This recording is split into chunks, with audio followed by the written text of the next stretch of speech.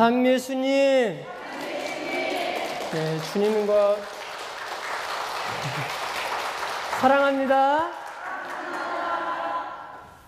네, 저 뒤에 몇 분이 사랑하시지 않는 분이 있어요. 다시 한번 사랑합니다. 반갑습니다.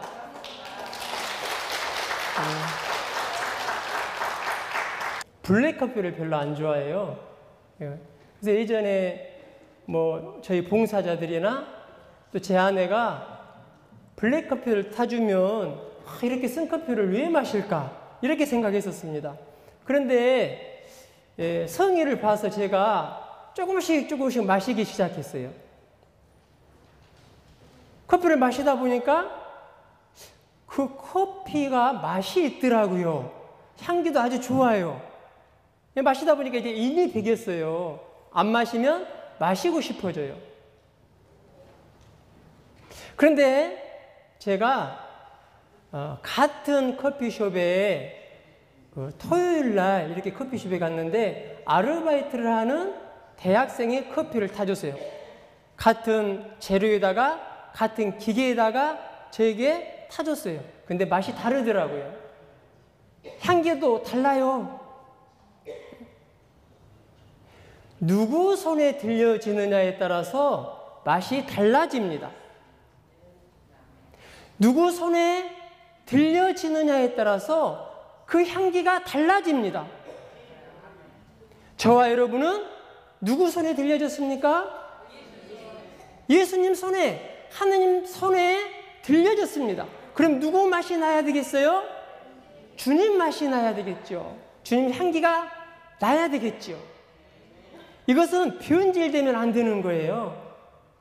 오늘 주님께서는 오늘 이 밤기도에 더욱더 여러분들이 성장돼서 성화되어서 주님의 맛을 내면서 살아가라는 그 주님의 마음이 여러분들이 이 자리로 불러주신 것입니다.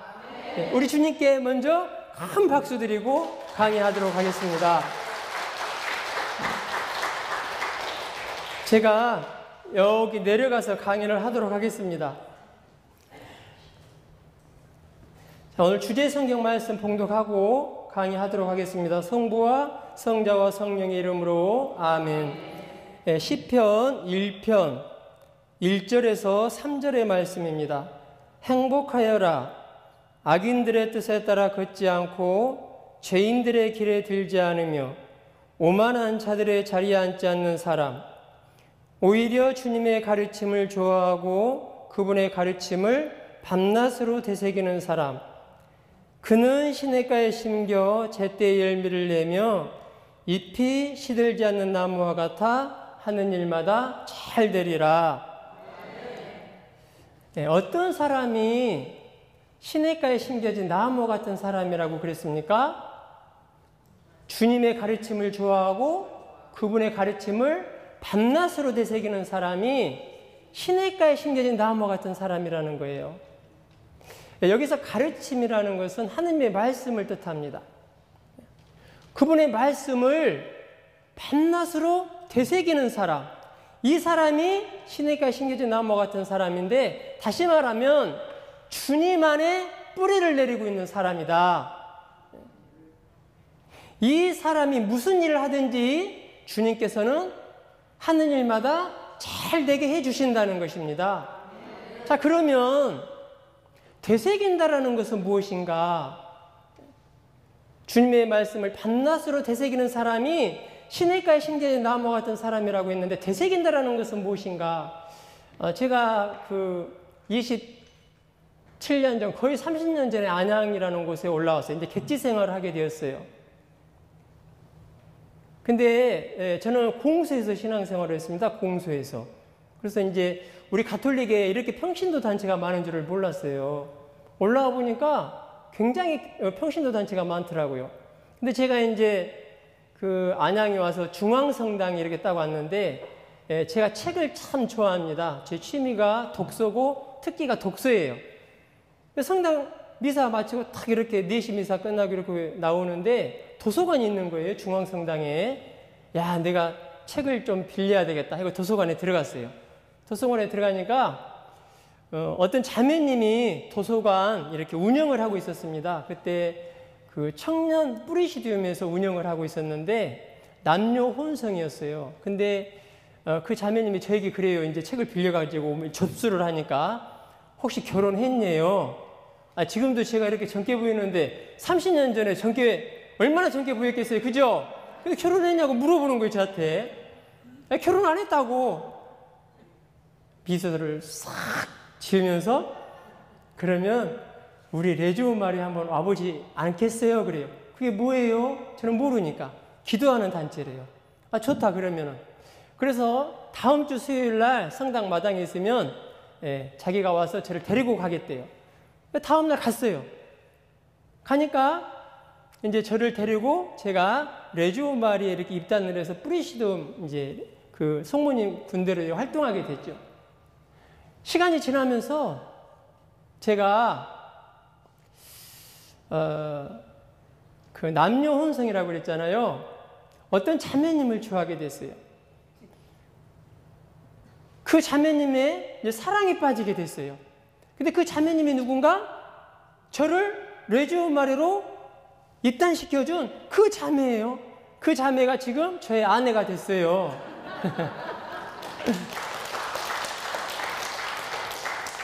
이제 좋아하게 됐어요. 제가 사랑에 빠지게 됐어요.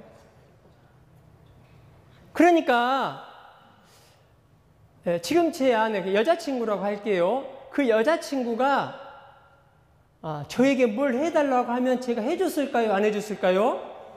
어떻게 그렇게 잘하세요? 그래, 영화 보러 가자고 하면 갔을까요? 안 갔을까요? 여기는 다 예언자들만 있네. 갔단 말이에요. 왜 갔을까요? 좋아하니까, 사랑하니까. 사랑하면 그 사랑하는 사람의 말을 듣고 내가 들어줍니다. 우리는 주님을 사랑한다고 말합니다. 그러면 우리가 주님을 사랑한다면 그 주님의 말씀을 내가 듣고 새겨서 그분의 말씀대로 내가 살아주는 것, 이게 되새김입니다. 그분의 말씀을 내가 듣고 내 머리에서 가슴에서 멈추는 것이 아니라 그분이 우리에게 바라는 그 말씀을 우리가 살아주는 거예요. 이것이 되새김입니다. 자, 이렇게 되새기는 사람에게 하는 일마다 잘 되게 해주신다. 그러면 구체적으로 이제 주님이 어떤 말씀을 우리가 살아줘야 하는가? 뭐겠어요? 결국에는 사랑이겠죠. 그래서 그 신명기의 정신이라고도 하고 유대인들의 정신이라고도 하는데 신명기 6장 4절 이하를 보게 되면 이렇게 나와 있어요. 이스라엘아 들어라, 이렇게 나와요. 여기서 이스라엘이라는 것은 저와 여러분 개개인 각자를 말합니다. 마리아야 들어라, 데레사야 들어라, 바오로야 들어라. 뭘 들을 것인가? 주 우리 하느님은 한 분이신 주님이시다. 우리가 믿고 있는 하느님이 몇 분이라고요? 한 분이에요. 십계명 1계명에서 한 분이신 주님을 흠숭하여라 같은 말씀입니다. 이게 정확하게 우리 신앙인들 안에 정립이 돼야 됩니다. 이게 되지 않기 때문에 여기저기 기웃거리는 거예요. 타종교에 빠지고 이단에 빠지고 냉담하게 되는 거예요. 그런데 이 한 분이신 주님을 어떤 자세로 어떤 마음가짐으로 섬겨야 되는가? 바로 마음을 다하고 하나밖에 없는 내 목숨을 다하고 힘을 다해서 주 너희 하느님을 사랑해야 한다는 거예요. 여러분, 주님께서는 우리 인간의 생사화복을 주관하고 계셔요. 모든 은총은, 죄 빼고 모든 은총은 그분 안에서 흘러나옵니다.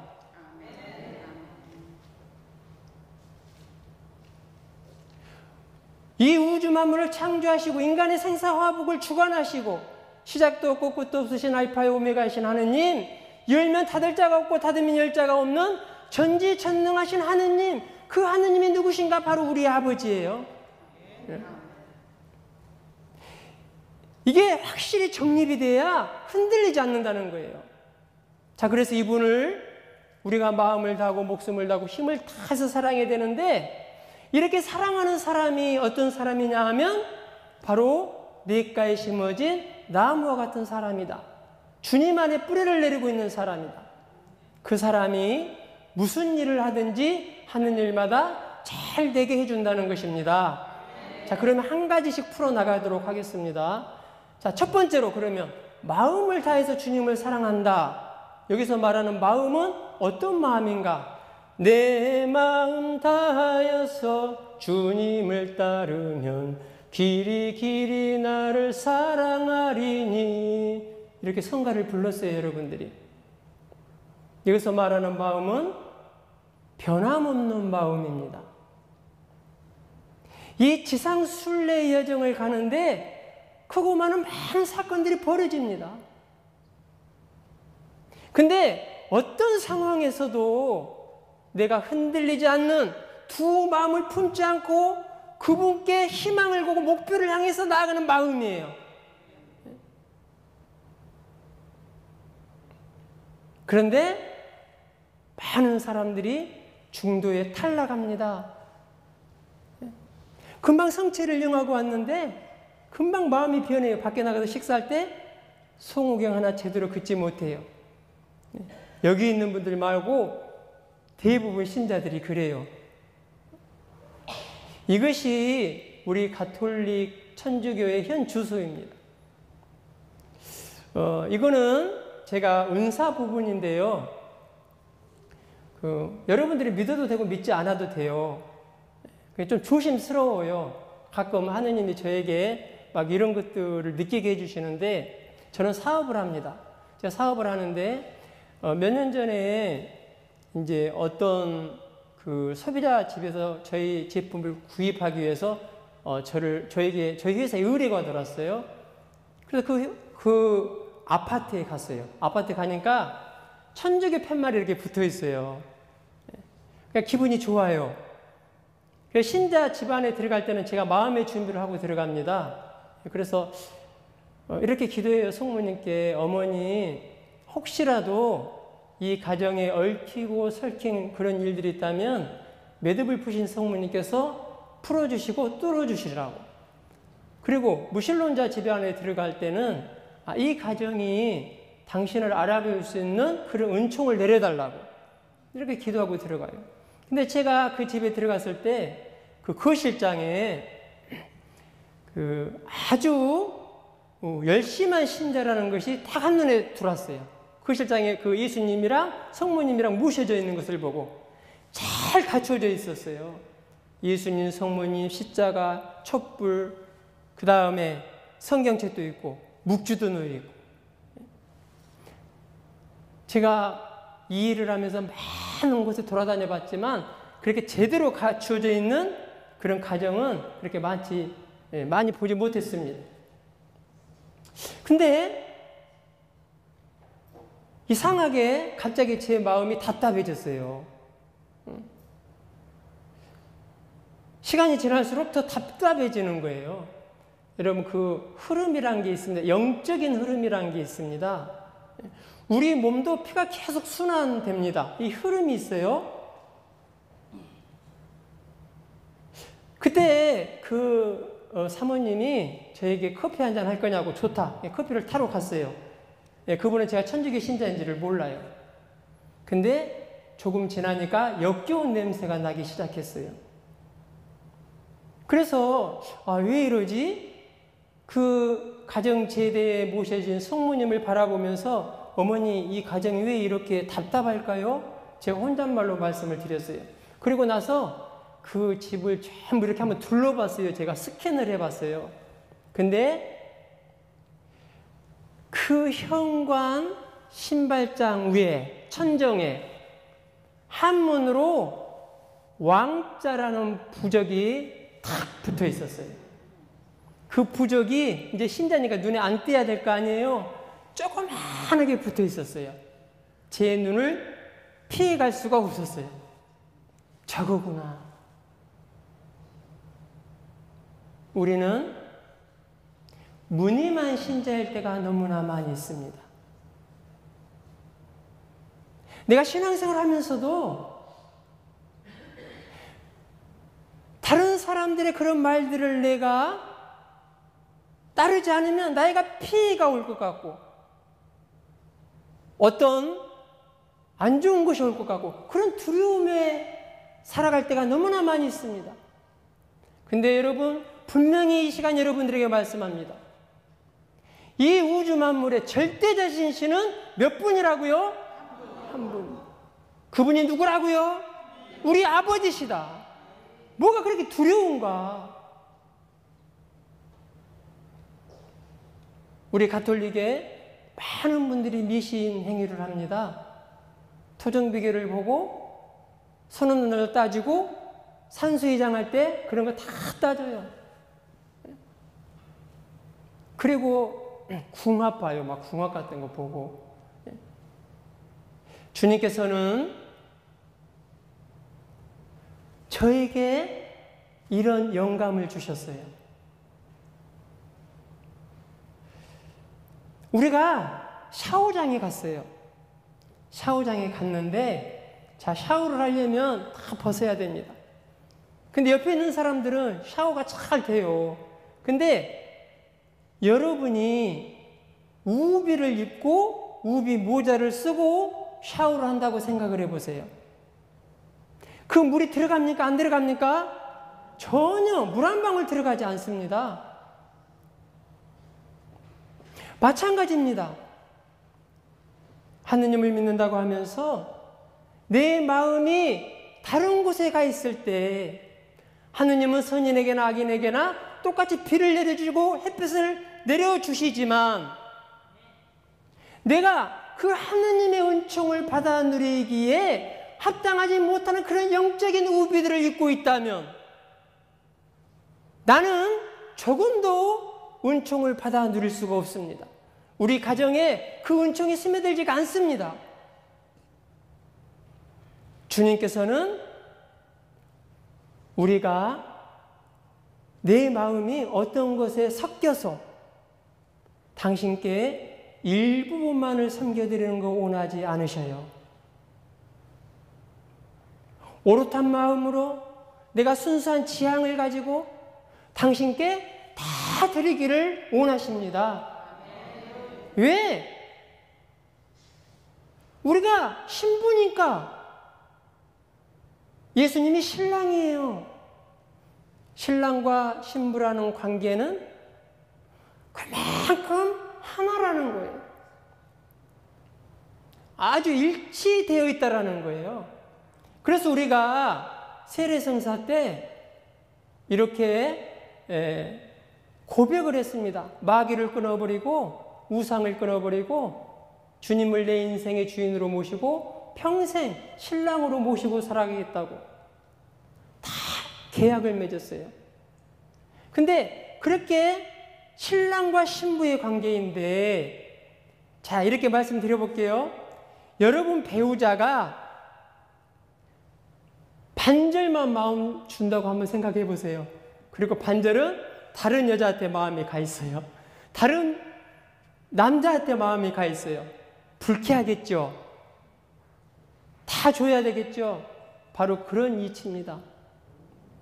우리가 세례성사를 받았다는 것은 온전히 주님의 것이에요.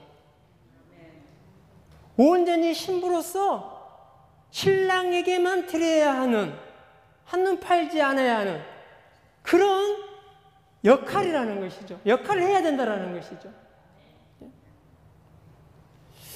이렇게 우리 마음이 두 마음을 품지 않고 변함없는 마음으로 주님을 사랑하고 섬길 때 바로 그 사람이 어떤 사람이라고요? 냇가에 심어진 나무와 같은 사람이라는 것입니다. 주님 안에 뿌리를 내리고 있는 사람이라는 거예요. 그 사람에게 주님께서 풍성하게 강복을 해주시겠다는 말씀입니다. 두 번째로 목숨을 다하고, 여기서 목숨이라는 것은 충실함을 말합니다. 충성을 말합니다. 우리 순교 성인들이 순교 어떤 상황에서도 배교하지 않았습니다. 그래서 그 성경을 읽다가요, 여러분들이 그 목숨이라는 단어가 나오면 충실하라는 거구나, 이렇게 알아들으시면 돼요. 또 충실이라는 단어가 나오면 목숨을 다하라는 거구나, 이렇게 알아들으시면 돼요. 아셨죠? 그러면 이렇게 주님께 충실할 때 주님께서는 저희들에게 약속을 하신 것이 있습니다. 굉장히 많이 있지만 거기에서 두 가지만 제가 말씀드려 보겠습니다. 시편 4편 4절을 보게 되면 이렇게 나와 있어요. 주님께서는 당신께 충실한 이에게, 어떤 이에게요? 충실한 이에게, 다시 말하면 목숨을 다하는 이에게 기적을 베푸심을 알아라. 내가 부르짖으면 주님께서는 들어주신다. 기적 다 좋아하시죠? 저도 좋아해요. 근데 여러분, 간단합니다. 저는 이 삶 안에서 수도 없이 많은 기적을 체험하고 살아가는 사람입니다.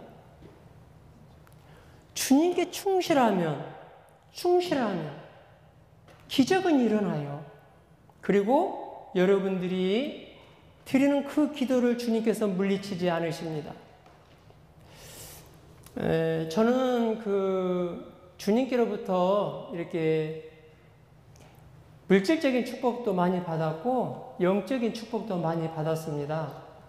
근데 제가 몇 년 전에 신축 건물을 짓게 되었어요. 좀 오래됐어요. 그 건물을 짓는데 이제 준공 때 좀 문제가 왔어요.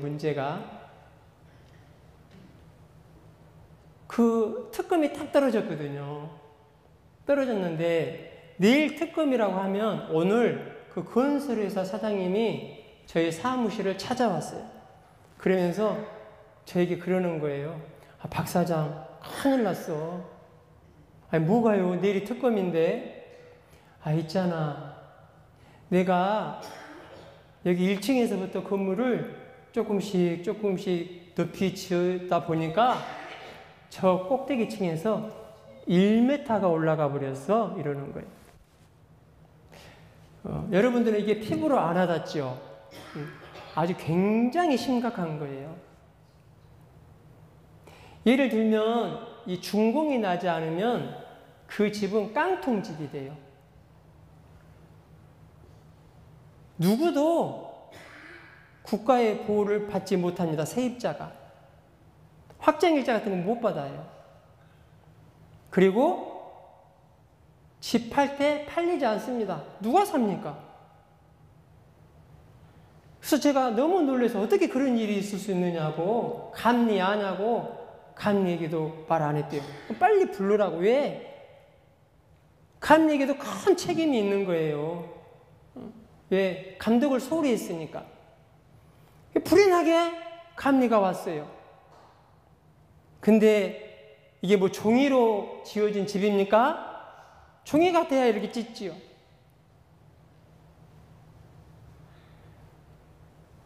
방법이 없는 거예요. 그래서 제가 그냥 가자고, 내일 아침에 일단 만나자 하고 헤어졌어요. 저는 주택에서 살았는데 그날 저녁에 잠이 안 오는 거예요. 잠이 안 와요. 특검 그 명단이 발표가 되었습니다. 시에서 명단 발표를 해줍니다.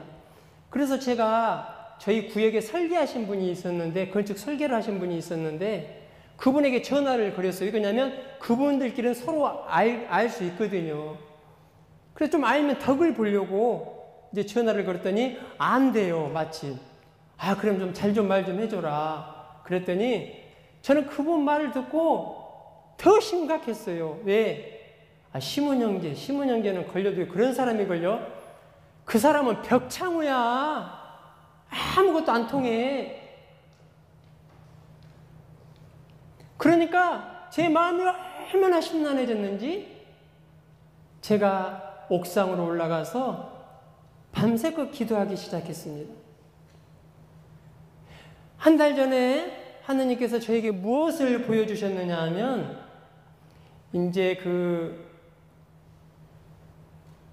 저희 건설회사가 아닌 다른 건설회사에서 마름모 땅에 집을 짓는데 그 집에 마름모 땅을 이렇게 건물을 짓는데 좀 삐져나왔어요. 이게 조금 삐져나왔어요. 그러니까 다른 땅으로 삐져나온 건 아니에요. 그 용적률이라는 게 있는데 만약에 땅이 100평이면 60%만 지어라 이런 것이 있어요. 근데 자기 땅에 삐져나왔는데 그게 안 되는 거예요. 그래서 빠꾸를 맞았어요. 그러니까 그 준공을 막기 위해서 저기 옥상에서부터 주차장까지 이 옆에를 쫙 잘라내는 거예요. 이렇게 잘라내는 거예요.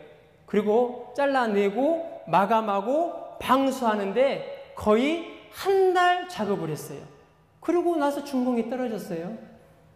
근데 저희는 어떻게 잘라내야 돼요?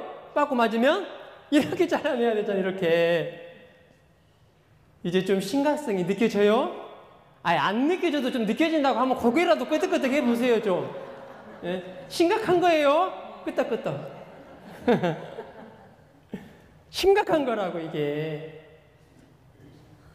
저는, 그때가 12월 2일이었습니다. 12월 3일이 특검날이었습니다. 굉장히 추웠습니다. 지금도 좀 춥잖아요, 밤낮으로. 그래서 제가 옥상에 올라가서 기도를 하는데 정말 저의 기도가 그 하느님께 상달되어지기를 바라는 마음으로 그 추위까지도 주님께 봉헌하는 마음으로 제가 추리닝 바람으로 올라갔어요. 그리고 샌들을 신고 옥상에 올라갔어요. 그렇게 2시간 정도 기도를 했습니다. 새벽 1시까지 기도를 했습니다. 근데 어떻게 추운지 여러분들 그 겨울에 밖에서 작업을 해요. 근데 장갑 끼지 않고 작업을 하고 식사를 하려면 어떻게 해요? 손이 말을 들어요? 안 들어요? 안 들어요, 곱아서. 제 온몸이 그렇게 얼었습니다. 그래서 옥상에서 이렇게 내려오는데 이 발이 안 떨어지는 거예요. 다 얼어가지고. 그래서 이렇게 끌고 들어왔습니다. 끌고. 그렇게 내려오면서 제가 창공에다가 대고 소리를 질렀어요. 주님께. 주님, 아버지, 내일 이 안양시내 아니면 우리나라에 눈이나 펑펑 내려서 그냥 다 덮어버리라고 그냥. 네, 그렇게 소리를 고래고래 지르고 제가 내려왔어요. 자, 다음날 10시에 특검이 오기로 했습니다. 저와 건설회사 사장 또 그 감리는 9시에 만났습니다. 9시에 딱 만나서 이제 머리를 짜는 거예요. 어떻게 해야 될까? 설계 도면을 펴놓고. 그런데 신기한 일이 벌어지기 시작했습니다. 9시 한 15분 정도 됐는데 갑자기 하늘이 어두워지기 시작했습니다. 먹구름이 몰려오기 시작했습니다. 조금 있는데 눈이 한 방울씩 한 방울씩 떨어지기 시작했어요. 조금 있는데 한방눈이 펑펑 쏟아지기 시작했어요. 어떻게 쏟아졌다고요? 펑펑 쏟아지기 시작했어요. 얼마나 눈이 많이 쏟아졌는지 15분 정도 쏟아졌는데 제가 과장 하나도 보태지 않고 제 장단지에 찼어요. 그래서 안양 시내에 마비가 되어버렸습니다. 교통이. 10시에 오기로 하신 분이 오지 않는 거예요. 40분 지체된 거예요. 그때에 뉴스에 뭐라고 나오느냐 하면 첫눈이 그렇게 많이 내린 것은 60년 만에 처음이라고 뉴스에 나왔습니다. 근데 일기예보는 뭐라고 나왔느냐면 그 아침까지도 굉장히 맑다고 나와 있어요. 제가 기상청에게 죄송하더라고요. 알아듣는 사람은 알아들을 거예요. 무슨 말인지. 눈이 내리고 있는데도 맑은 거예요. 그래서 이거 카메라에 찍히는데 엄청 깨졌어요. 기상청이. 그래서 10시 40분에 그 특검하신 분이 왔어요. 왔는데 이제 주차장에 차를 이렇게 파킹하고 딱 차에서 내리는데 첫 마디가 뭔 줄 아세요? 첫 마디가 이 너의 건물 높이는 제대로 지었겠지? 이러면서 오는 거예요. 어? 그러니까 제가 얼마나 간담이 서늘하겠어요. 그러니까 우리가 좀 멋있게 살아갑시다. 할 말은 하더라도 아니 제가 집을 아름답게 지었거든요. 그러면 야 어느 건설회사야? 집 너무나 아름답게 지었다. 그리고 건축주는 누구야? 이런 말을 하고 그렇게 할 수도 있는데 특검 아니라고 할까봐 이 건물 제대로 지었겠지? 전국을 찌르는 거예요. 그래서 제가요 얼마나 마음이 급했는지요. 이 호주머니 속에서 막 묵주가 돌아가고 있었거든요. 이 묵주가 은총이가 내가 하신 말이 아닌 기뻐와서 하고 있는데 이 건물 높이는 제대로 지었겠지 하니까 그냥 저도 모르게 은총이가 예수님의 순환을 보시고 예수님의 순환을 보시고 기도가 바뀌어버리는 거예요. 이게. 그리고 이제 그 정문으로 가서요. 그분이 이 호주머니에서 뭘 꺼내. 그게 뭐냐면 거리 측정기를 빼는 거예요. 근데 뭐 줄자로 재는 게 아니고요. 그 자기가 재고자 하는 거기에 초점을 맞춰서 빛으로 딱 쏘면 1초도 안 돼서 몇 메타 딱 나와버려요. 이게. 이 거리 측정기를 주머니에서 이렇게 꺼내는 거예요. 제가요 헷가닥했어요. 이제 그래서 한 발자국 뒤로 물러서 너무 급하니까 그 사람의 뒤통수에다 대고 그냥 성부와 성자 성령 이름으로 하면 성부와 성자 성령 이름으로 하면 막 성호경을 막 눈으로 그었어요. 근데 이분이 이제 그 거리 측정기를 가지고 높이를 잽니다. 이렇게 찾습니다. 찾으려고 하는데 세상에 하늘에서 눈이 내리고 바람으로 옆에서 눈이 때려서 싹 덮어버렸어요. 근데 이분이 벽창호라고 했잖아요. 완전 FM이잖아요. 그러니까 기어이 찾아내려고 하는데 한 30cm 정도 그 눈과 그 시멘트가 만나는 지점 이게 보이는 거예요. 이게 보이더라고요. 저도. 거기다 대고 이제 꼭지점을 맞추는 거예요. 이걸로 맞추는 거예요. 근데 그때 눈이 약간 소강 상태였거든요. 근데 이렇게 맞추고 있는데 갑자기 하늘에서 세찬 바람과 함께 한방 눈이 쏟아지더니 그 사람 눈으로 막 들어가. 그러니까 이 사람이 눈을 못 떠. 그러니까는 거기에 있던 감리가 여기 설계 뒷문들이 됐으니까 빨리 안으로 들어갑시다. 날씨도 추운데. 그러니까 그럴까? 했더니 안으로 들어가 버렸어요. 그냥 건물 안으로. 건물 안으로 들어갔다는 것은 그건 통과됐다는 거예요. 그래서 이제 제가 그분과 함께 이제 5층, 그러면 옥상이니까 6층이죠. 6층부터 이제 이렇게 쫙 해오는 거예요. 4년 전에 저희 어머님이 돌아가셨는데 그 어머님이 그때 계셨었습니다. 그래서 이제 준공이 떨어지면 좀 불법이기는 하지만 그 화장실을 하나 만들어 드리려고 했는데 화장실 공간이 안 나왔어요. 영종률에서. 준공 떨어지면 하려고 배관을 다 옥상에다 빼놨어요. 근데 전날 감리가 이것도 문제가 될 거라는 거예요. 그래서 그걸 신경 쓰지 않았어요. 왜? 다 철거해버리면 되니까 빠꾸 맞으면. 저는 이게 문제였지. 근데 그분이 이제 옥상 문을 확 열고 나갔어요, 옥상에. 근데 세상에 눈으로 싹 덮어버렸어요. 그냥 운동장이에요, 운동장. 하나도 보이지가 않아요.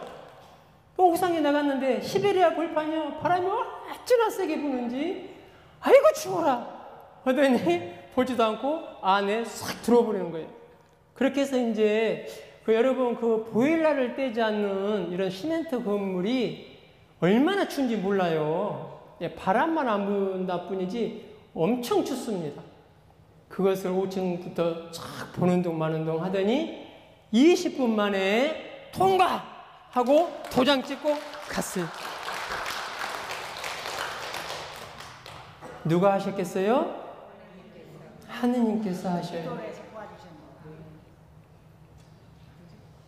주님께서는 당신께 충실한 이에게, 다시 말해서 목숨을 다하는 이에게 기적을 베푸심을 알아라. 아멘. 내가 부르짖으면 주님께서는 들어주신다. 그러면 충실하다라는 것은 무엇인가? 충실하다라는 것은 내가 충실할 때 기적이 일어나고 충실한 삶을 살아갈 때 주님께서 기적을 베풀어 주시고 저희 기도를 들어주신다고 그랬는데 충실하다는 것은 뭔가? 자, 첫 번째로 충실함은 하느님과의 관계입니다. 나와 하느님과의 관계다. 다시 말하면 기도 생활, 또 뭐 신심생활 여러 가지가 있겠죠. 이게 첫 번째예요. 여기에 우리는 충실해야 되는 거예요. 두 번째 충실함은 뭐냐 하면 저와 여러분은 대부분 가정성소를 이렇게 받았습니다. 하느님께로부터. 그러면 혼인성사로 맺어진 거예요, 이게. 가정이라는 것은 혼인성사로 맺어진 거예요. 우리가 혼인성사 때 어떤 말을 듣느냐 하면 신부님께로부터 하느님이 맺어준 것을 사람이 갈라놓을 수 없습니다. 혼인의 불가해소성입니다. 자, 그러면 이제 가정을 이루면 남편의 역할이 있고 아내의 역할이 있고 자녀들의 역할이 있습니다. 우리는 거기에 충실해야 되는 거예요. 왜? 성사로 맺어졌으니까. 성사는 우리 인간이 이래라 저래라 하는 것이 아니에요. 성사가 뭐냐 하면 내가 세례를 받았는데 나 이제 하느님 싫어. 이제부터 하느님 안 믿을 거야. 뛰쳐나갔어요. 그렇게 한다고 해서 하느님 자녀가 아닌가요? 아니에요. 세례성사 때 우리는 성령의 인장이 이마에 박혔어요. 인호가 박혀요. 내가 부인하지만 그 사람은 어디까지나 하느님의 자녀입니다. 원점으로 돌릴 수 없는 것이 성사예요. 혼인도 마찬가지겠죠? 성사로 맺어졌으니까. 그래서 남자는 아빠로서, 남편으로서 또 한 그 가장으로서 충실해야 되는 거예요. 저는 굉장히 시간을 이렇게 나눠서 쓰는 사람입니다. 굉장히 잘 나눠서 쓰는 사람이에요. 제가 알고 있고 하느님이 알고 계십니다. 근데 제가 이렇게 봉사한다고 또 강의 다닌다고 이렇게 하면서 제가 가장의 역할을 등한시한다. 남편의 역할을 등한시한다. 그거는 절름발입니다. 하느님께로부터 낙제생이에요. 그러면 남자는 어떤 직분을 하느님께로부터 받았는가? 창세기 3장 19절에 야훼 하느님께서 온지에 물든 아담과 하와를 낙원에서 추방할 때 이렇게 말씀하십니다. 아담에게 너는 이마에 땀을 흘리지 않으면 양식을 먹을 수 없으리라. 그냥 남자는 가정을 부양해야 하는 책임이 있는 거예요. 그 직분을 받은 거예요. 하느님께로부터. 그래서 제가 이렇게 봉사하면서도 부지런히 일을 하면서 가정을 끌고 가는 것입니다. 그럴 때 어떻게 됩니까? 하느님이 영광 받습니다. 그런 사람을 충실한 사람으로 인정해 줍니다. 그러면 여자에게는 어떤 직분을 주었는가? 산모의 고통을 주셨습니다. 산모의 고통을 느끼면서 남자들이 느끼지 못하는 그런 그 아기들하고 끈끈한 어떤 유대관계를 주십니다. 그래서 아기가 태어나면 남편이 이제 안 보이잖아요. 그죠? 얘밖에 안 보여요. 그래서 교육 담당은 누구예요? 엄마입니다. 가정에서. 우리 한국 엄마들은 교육을 참 잘 시키는데 여기서 말하는 교육은 하느님 교육입니다. 하느님 교육이에요. 우리가 지금 세상적인 교육을 시키는 그 30분의 1만이라도 아니 100분의 1만이라도 하느님 교육을 시킨다면 자녀들에게 이 세상은 너무나 아름답게 변하게 될 것입니다.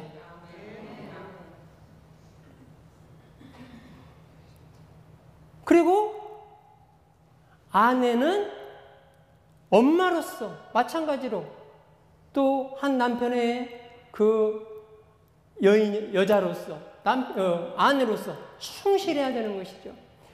제가 이렇게 이제 바쁘면 잘 일어나지를 못해요. 새벽에 깨어나야 되는데 이렇게 이제 저는 거의 뭐 1시 전에 자본 적이 없어요. 아침에 일어나면 굉장히 힘들어요. 그럼 제 아내가 저를 어떻게 깨우냐 하면 이렇게 깨워요. 그 아침에 주방 식사 다 차려놓고 방에 와서 이래요. 아직도 저한테 자기라고 부르거든요. 자기야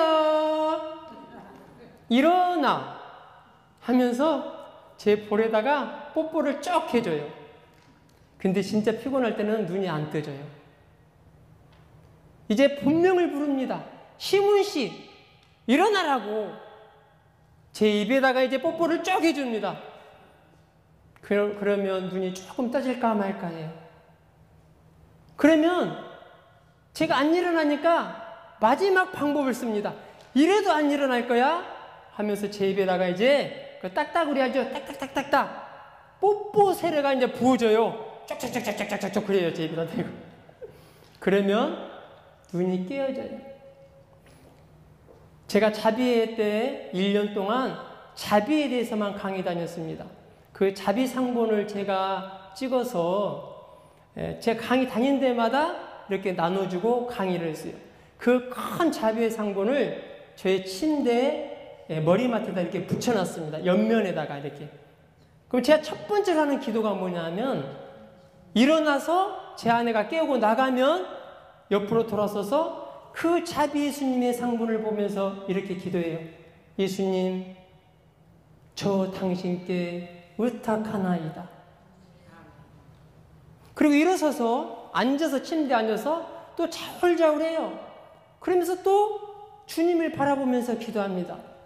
예수님, 저 당신께 의탁하나이다.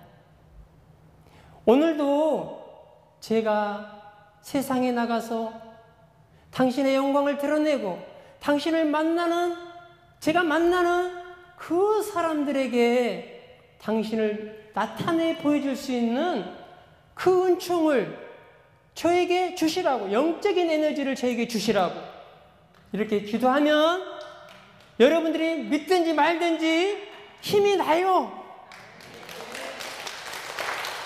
그리고 화장실로 들어가서 이제 세면을 하고 나와서 제가 아침 기도를 바치고 식사를 하고 출근을 합니다. 그러면 저희 부부는 거기서 끝나지 않습니다. 제가 딱 출근하려고 그러면 제 아내가 잽싸게 현관에 나가가지고 신발을 쫙 돌려놔요. 제가 기분 좋게 신발을 신겠죠. 그리고 저희 부부는 또 포옹을 합니다. 거기서. 지금 결혼 27년 차입니다. 또 포옹을 해요. 그러면 저희 아내가 제 등을 쓰다듬어 주면서 그런 말을 합니다.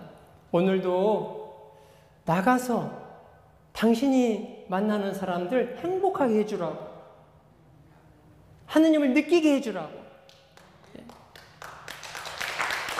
여러분, 그럼 그 말을 듣고 아내의 그 사랑을 받고 나간 그 남편이 하루의 삶이 어떻겠어요? 그 사업 잘 될까요? 안 될까요? 잘 될 수밖에 없어요. 저는 경기가 안 좋다고 하지만 경기가 안 좋은지 전혀 못 느껴요. 일을 골라가면서 합니다. 저희 어머니 살아계실 때 9 식구가 살았어요. 제가 아이들이 6이거든요. 평화방송도 많이 나왔는데 못 봤어요? 4년 전에 저희 어머니 돌아가셨는데 지금 8 식구가 살아가요. 그래도 제가 이렇게 봉사하고 돌아다니면서도 또 봉사일이 먼저이기 때문에 어느 때 공장문 탔습니다. 제가 이 봉사를 하기 위해서 사업을 3번 축소했습니다. 예전에 크게 했어요.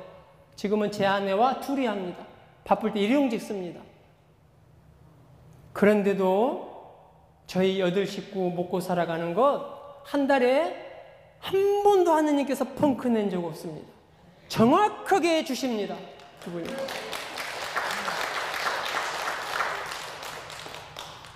이렇게 가정에 충실하는 거예요. 아내로서, 남편으로서. 그럼 제 아내를 제가 얼마만큼 사랑하겠어요? 정말 사랑해요. 예. 그리고 3번째 충실함은 우리는 죽을 때까지 하느님께로부터 소명을 받습니다. 저는 신신단체 이제 생활을 하면서 가르침 봉사자의 소명을 받았습니다. 주님께로부터. 그래서 말씀의 은사를 이렇게 받았어요. 믿음의 은사를 받았어요. 그러면 어떤 일이 있다고 하더라도 주님께서 저를 그만 쓰실 때까지 저는 흙 속에 들어갈 때까지 써달라고 기도하고 있는데 흙 속에 들어갈 때까지 저는 어떤 일이 있어도 이 일을 해야 되는 거예요. 주님 말씀을 전해야 되는 거예요. 네. 그럼 어떤 일이 벌어지는가? 주님의 소명에 충실했을 때 저를 통해서도 주님께서 계획하신 그 뜻이 이루어지는 것입니다.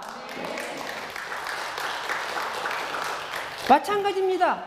우리가 세례성사를 통해서 저뿐만이 아니라 여러분 모두가 사제직, 왕직, 예언자직을 받았어요. 거기에 충실할 때 여러분들을 통해서도, 여러분 가정의 여러분들을 통해서도 하느님께서는 지금도 당신께서 계획하신 일들을 일하십니다. 네. 거기에 충실하시기 바랍니다. 네. 그러니까 행복하게 살아가세요.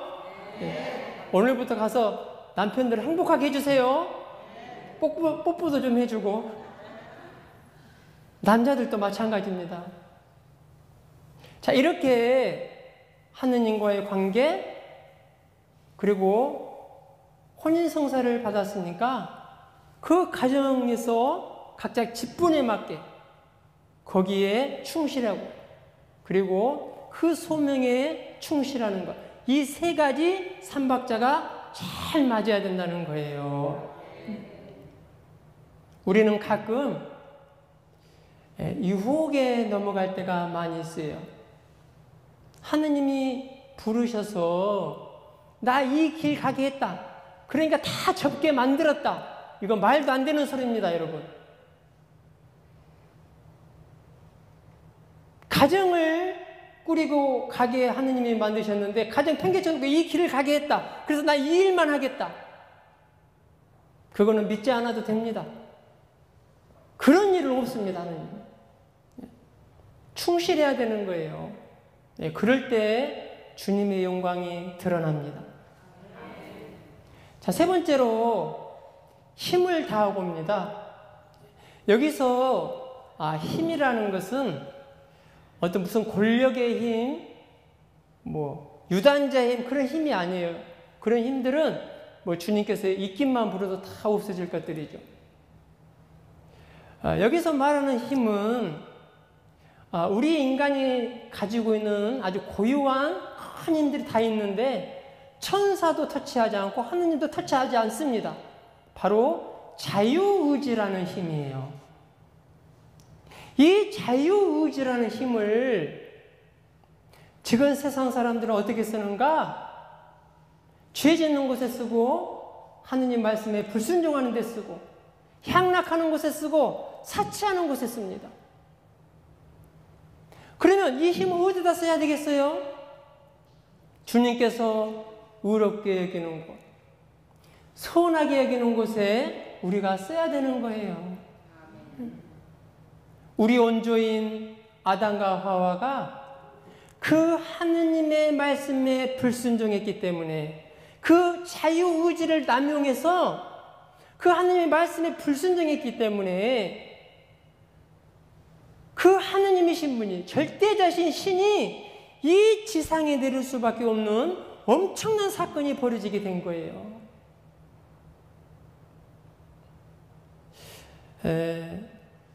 저희 그 동네에 몇 년 전에 불타는 짬뽕집이 하나 생겼어요. 불타는 짬뽕집. 저녁에만 이렇게 영업을 합니다. 제가 이제 이렇게 강의 갔다 오든가 봉사 갔다 오면 그 집 들어가서 간단하게 식사를 하고 집에 가요. 이렇게 들어가요. 근데 장사가 안 돼요. 저는 특별히 그 부부가 이렇게 장사를 하는데 그게 장사가 안 되면 제 것인 마냥 너무 안타까워요. 어쩔 줄을 모르겠어요. 왜? 부부가 거기에 온전히 매달렸는데 망하면 다 망하잖아요. 그냥 음식을 먹어보니까 맛있는데 손님이 없어요. 그래서 안타까운 나머지 제가 기도하기 시작했어요. 주님, 여기 사업체를 축복해달라고. 계속 기도하면서 그 집 들려서 먹고 이렇게 하는데 항상 그대로예요. 근데 어느 날 갑자기 지혜가 떠올랐어요. 맞아. 사람들이 많아야 맛있는 줄 알고 여기 들어오겠구나. 저희 식구가 몇 명이라고요? 제가 봉사 없는 날 그 식구들을 데리고 가는 거예요. 8명 있어요. 식당은 조그만했습니다. 그러면 많이 있는 것처럼 보려고 3테이블을 잡았습니다. 3테이블. 한 테이블에 이렇게 2명씩, 또 2명씩, 그 다음에 3명씩 이렇게 3테이블을 잡고 음식을 먹는 거예요. 그렇게 몇 번 갔습니다. 그런데요, 어느 날 제가 강의 갔다 오는데 손님들이 꽉 차 있는 거예요. 꽉 차 있는 거예요. 거기에. 응? 그래서 제가 음식을 먹으려면 이제 기다려야 돼요. 제가 또 강의 갔다 오는데 그 집을 또 갔는데 먹을 수가 없어요. 사람들이 꽉 차 있어요. 세상에 하느님이 그렇게 축복해 주는 거예요. 우리 자신을 위해서도 기도하지만 하느님께서 의롭게 여기는, 선하게 여기는 그런 곳에 내 자유의지라는 힘을 사용했을 때 바로 주님께서는 거기에 축복하십니다. 이거는 저뿐만이 아니에요. 아브라함을 통해서 온 인류가 복을 받듯이 바로 여러분 각자가 어떤 마음을 가지고 주님을 신뢰하면서 기도하면서 살아가느냐, 거기에 따라서 여러분 주위에 있는 사람이 축복받는 삶을 살아가게 될 것입니다. 그런데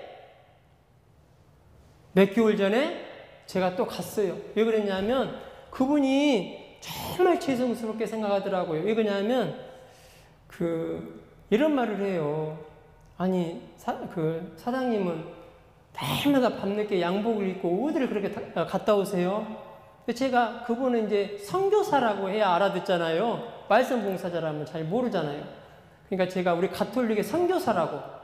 근데 장사가 하도 안 되길래 내가 이 사업주를 위해서 기도했다고. 그러니까 이분이 얼마나 좋아하는지, 아이고, 그러셨냐고. 그러면 언제 한번 날 잡아서 오라고. 아이들이랑. 제가 크게 한번 대접 한번 하겠다고. 근데 지금까지 대접을 못 받았어요. 근데 6개월 정도 전에 갔더니 다른 사람한테 넘겨주고 어디로 가버렸어요. 응? 장사 잘 되니까 그걸 팔고 간 것 같아요. 예. 제가 안양 중앙성당에 저희 대리구 할 때, 지구 말고 대리구 할 때 임원회의를 하고 이렇게 밤 10시쯤 회의를 마치고 나왔습니다. 그럼 중앙시장을 통과해야 됩니다. 제가 차를 가지고 오지 않을 때는 이렇게 도보로 다닙니다. 근데 그 중앙시장 입구에 거기에 할머니가 다라에다가 채소 같은 걸 가지고 왔는데 그 밤 10시인데 다 문 닫고 들어갔는데 그 할머니만 남아있어요. 한 반절 남았어요, 반절. 저는 장사 잘 되는데 잘 안 팔아줍니다. 죄송하지만. 그렇게 사각지대에 놓여있는 분들 유심히 봅니다. 여기도 팔아주고 거기 이제 많이 있으니까 할머니들이 저쪽도 팔아주고 돌아가면서 제 아내하고 일주일간 시장을 봅니다. 교중미사 끝나고 일주일에 한 번씩. 근데 그 할머니가 그렇게 있는 거예요. 그래서 제가 가서 이 남은 거, 할머니 이거 얼마예요? 그랬더니 얼마래. 이거 다 주세요.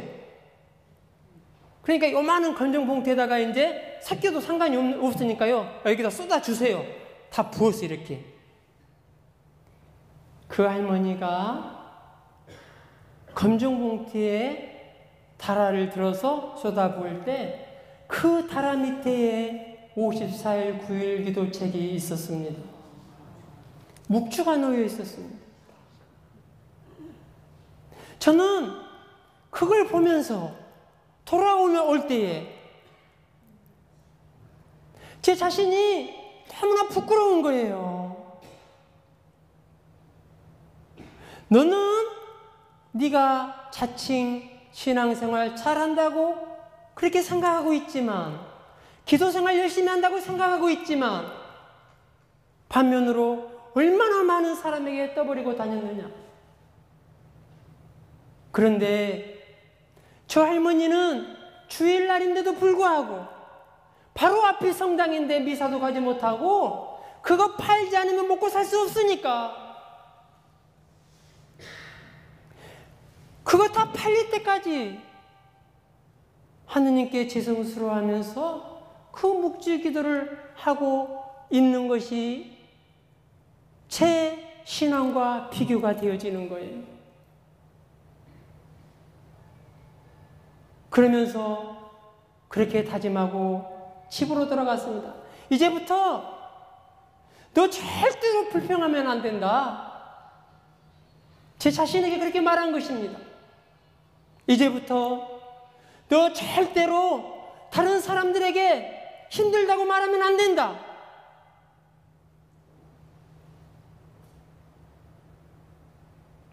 그 할머니를 보면서 저의 신앙을 다시 한번 점검하게 되었고, 내가 얼마만큼 지금 이 시대에도 그렇게 빈부의 격차가 많이 나고 있는 그 사람들을 내가 놓치지 않고 살아가야 하는지를, 그리고 그 사람들에게 내가 손길을 펼쳐주면 안 되는지를 온몸으로 깨닫고 결심하고 오는 순간이었습니다. 네, 여러분, 이것이 힘을 다하고 옵니다. 그래서 힘을 다하고는 우리 하느님 사랑에서 이웃 사랑까지 이렇게 퍼져나가는 것입니다. 자, 시간이 다 되었기 때문에 마무리를 하도록 하겠습니다. 오늘 하는 일마다 잘 되리라는 주제로 말씀을 드렸습니다. 자, 주님의 말씀을 내가 좋아하고 그분의 말씀을 밤낮으로 되새기는 사람이 시냇가에 심겨진 나무 같은 사람이고, 그런 사람에게 하는 일마다 잘 되게 해주신다고 그랬는데, 그렇다면 그 주님의 어떤 말씀을 내가 되새기고 삶으로 살아가야 할 것인가? 바로 신명기의 말씀, 한 분이신 주님을 마음을 다하고 목숨을 다하고 힘을 다해서, 다시 말해서 변함없는 마음으로 두 마음을 품지 않고, 그리고 충실한 자녀의 자세로, 그리고 그 힘을 이제 이웃에게까지도 펼칠 수 있는 그 자유의지라는 힘을 이웃에게까지도 펼칠 수 있는 그 마음을 가지고 우리가 살아갈 때에 바로 그 사람이 냇가에 심어진 나무와 같은 사람이고, 그 사람이 무슨 일을 하든지 하느님께서 잘 되게 해 주신다는 것입니다. 그렇게 잘 사셔서 하느님 안에서 늘 행복하시고 기쁜 중에 신앙생활 하시는 여러분들이 되시기를 바라면서 오늘 강의를 마치도록 하겠습니다. 감사합니다.